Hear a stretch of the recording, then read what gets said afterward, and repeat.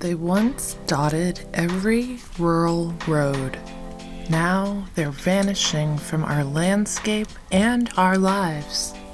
What happened to America's small farms? Welcome back to Barn and Soul, where we explore the soul of small farms, rare breeds, and the stories that stitch us to the land. I'm Kendall, and today we're pulling back the curtain on a quiet shift that's changed the face of America. The rise and decline of the small family farm. From the heart of Scituate, Massachusetts to the open plains of the Midwest, we will trace how small farms once formed the backbone of American life and what happened when industry, policy, and profit slowly edged them out.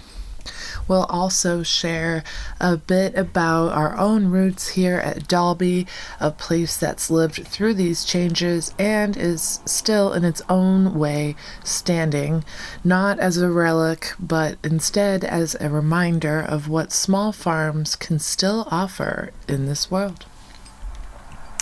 Some fast facts. In 1935, there were 6.8 million farms in the U.S. By 2022, that number dropped to 1.9 million, a 72% decline. The average farm size tripled from 155 acres to over 440 plus. Over 50% of U.S. farmland is now controlled by just 5% of farms.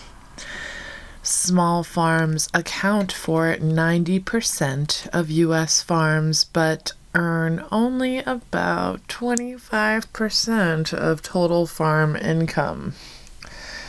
From 2011 to 2021, nearly 100,000 farms shut down.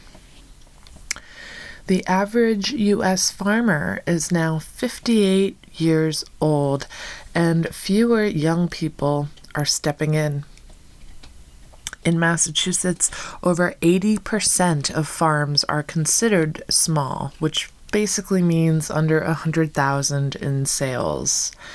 And the USDA ranks farming as one of the least profitable small business sectors today.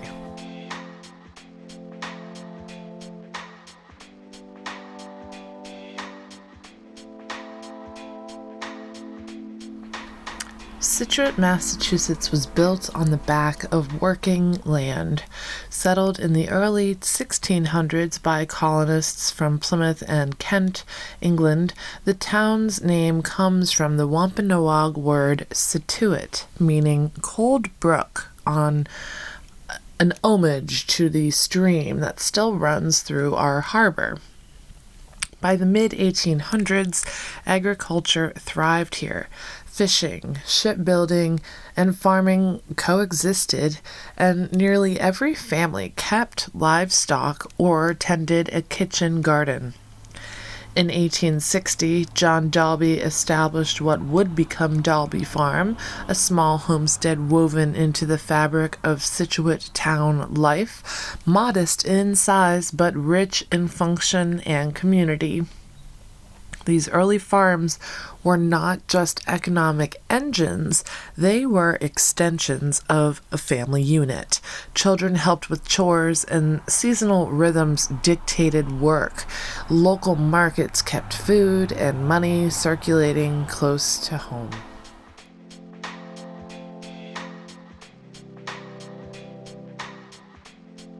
Across New England, small farms like Dalby's were normal. According to the 1860 U.S. Agricultural Census, Massachusetts had more than 35,000 farms, averaging about 100 acres each. In Scituate, the mild coastal climate and loamy soil made it ideal for crops like corn, beans, potatoes, and hay. Families kept pigs, chickens, dairy cows, supporting not only their own needs, but also providing surplus for local butchers, grocers, and general stores. No one called it local food back then, it was just food. It was a hands-on communal way of life. Neighbors shared tools, labor, and harvests. There was security in self-reliance and dignity in knowing where your food came from. Fast forward to the late 19th century, and the winds of change blew hard. The Industrial Revolution promised jobs and wages in mills and factories. As cities swelled, rural populations thinned.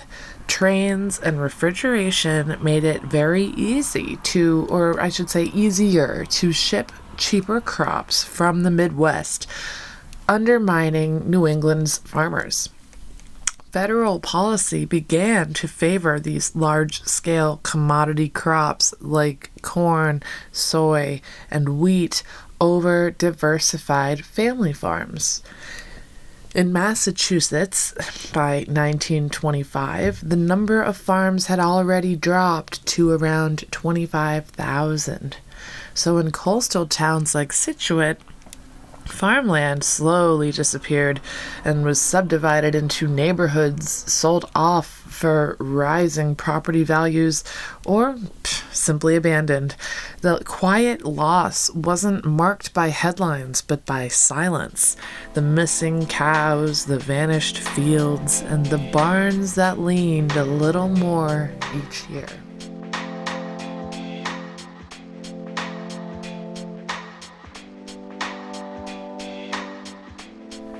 I will say, although it's changed a lot, Dalby Farm is one of the few that has managed to hold on through droughts and storms and shifts in the economy and pandemics and all these things. The farm has always adapted.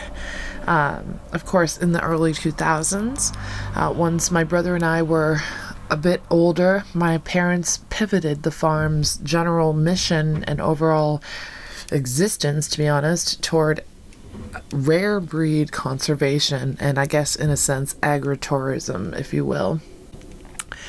It converted this family, basically hobby farm, into a place that's offering, educational programming to schools and families. I think they were early thought leaders in that. If we're just sort of getting this conversation going now, imagine how much more obscure it was in the early 2000s. People looked at my mom like she had 5 heads. What do you mean farm breeds go extinct? My parents realized that people wanted to connect to animals and nature and to something real. And not only that, but they didn't know what was going on. So the focus turned toward endangered heritage breeds. Today we are home to breeds like Royal Palm turkeys, American chinchilla rabbits, and it's not only to protect their genetic value, but literally to tell their stories. The farm became more than a place, it became a mission. Today, it does still stand as one of the last vestiges of old Scituate farming, and it thrives not by chasing modern profits, but by honoring tradition, creating community, and educating the newest generations about what small farms can really mean.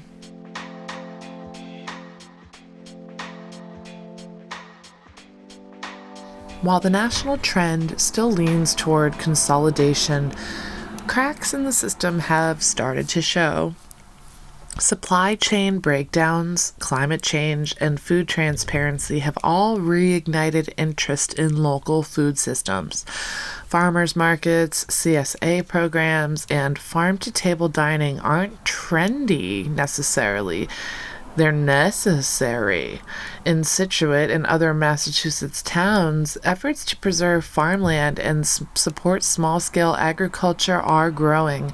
Land trusts, grants, and educational initiatives have stepped in to protect open space. But much more is needed, especially when many young people literally can't afford to buy land. And working a farm doesn't pay the bills. We need a cultural shift, one that sees small farms not as charming relics, but as essential infrastructure. We need a cultural shift, one that sees small farms not as charming relics, but as essential infrastructure. With that said, while many traditional small farms have disappeared, a new kind of small-scale farming has quietly surged right in people's backyards. In the last decade, interest in urban and suburban homesteading has exploded. According to the USDA and other market surveys, nearly 13 million U.S. households now keep backyard chickens, a number that has doubled since 2014.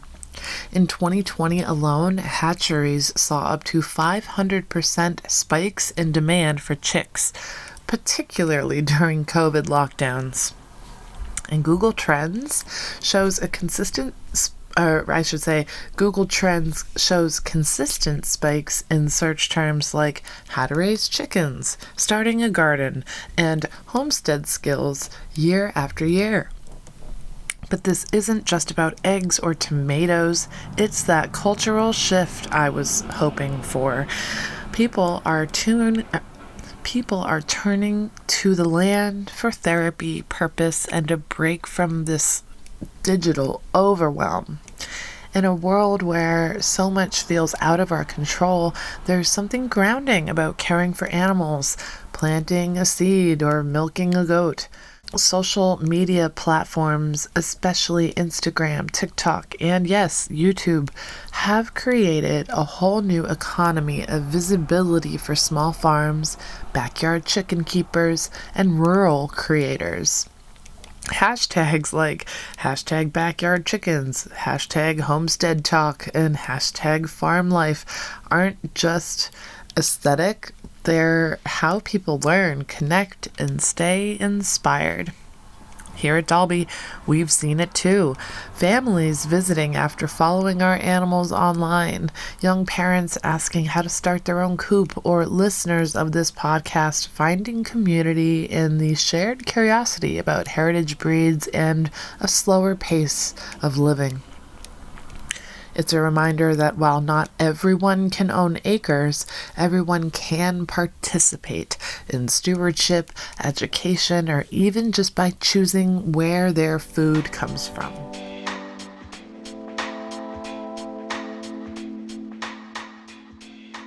So what happened to the small farms?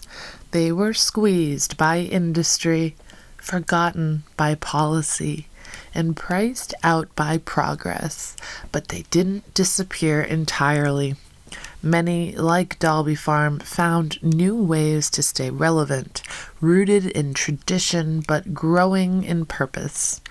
Preserving small farms isn't about nostalgia.